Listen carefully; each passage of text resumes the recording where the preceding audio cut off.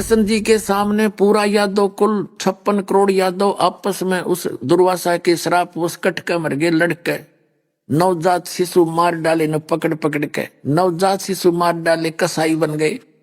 श्री कृष्ण का पूरा कुल नाश हो गया और श्री कृष्ण जी के पैर में एक शिकारी ने तीर मारा, उससे मृत्यु हुई। तो टिट फॉर टैट इनको भी भोगना पड़ा।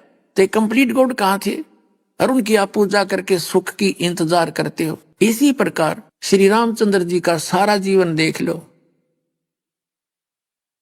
युवा हुए, विवाह हुआ, विवाह होते वनवास हुआ, फिर रावण के साथ युद्ध हुआ, करोड़ों व्यक्ति मारे गए और सीता जी को अग्नि परीक्षा करके घर लाए।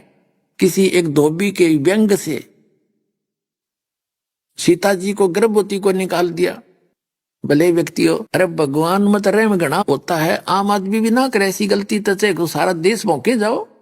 जब अपनी आंखों से परीक्षा करके लाए भगवान, अग्नि में बैठा दी सीता के तू मरगी जलगी तो तू कलंकित है, रावण के पास गई है, और नहीं जली तो तू सोने जैसी है।